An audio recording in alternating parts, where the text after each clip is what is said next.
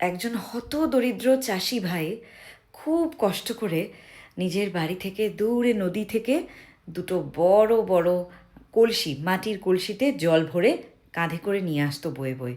এই কাঁধের মধ্যে একটা লম্বা লাঠি নিত, তার দুদিকে দড়ি দিয়ে বাঁধা থাকতো দুটো মাটির কলসি।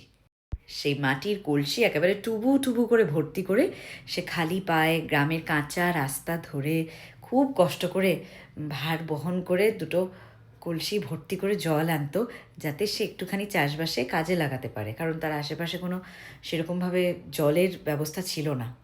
হয় না, যখন খারাপ সময় চলে তখন একটার পর একটা খারাপ কিছুই হতে থাকে। এই কৃষক ভাইয়ের সাথেও তাই হলো।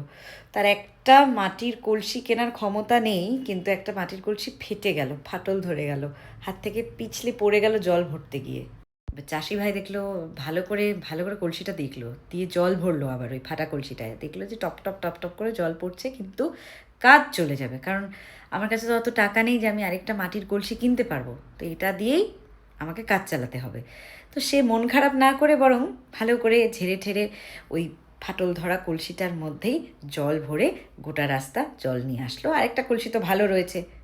এবার ফাটা কলসিটার খুব মন খারাপ হলো। ফাটা কলসিটা বলল, আমি তো মালিকের কোনো কাজ করে দিতে পারছি না, আরেকটা কলসি তো কত ভালো, মালিকের জন্য কত জল বয়ে বয়ে এনে দিচ্ছে, আর আমার মালিক এত গরিব, মালিক আমাকে কত কষ্ট করে কিনেছিল, আমি ফেটে গেলাম, আমার মধ্যে ফাটল ধরে গেল, আমি তো আর মালিকের কোনো কাজেই লাগবো না।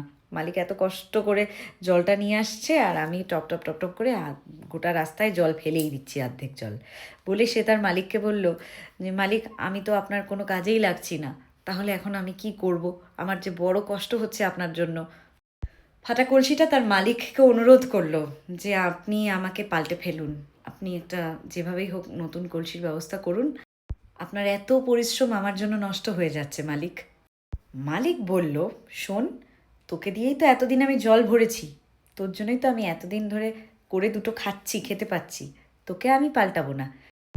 তুই তাকিয়ে দেখ, গোটা রাস্তাটা ভালো করে দেখ, তোর থেকে টপ টপ টপ টপ করে জল গোটা রাস্তায় পড়তে পড়তে এসেছে বলে কত ফুল গাছ জন্ম নিয়েছে, একেবারে লাইন ধরে ফুল ফুটেছে, রাস্তাটা তুই কত সুন্দর করে দিয়েছিস।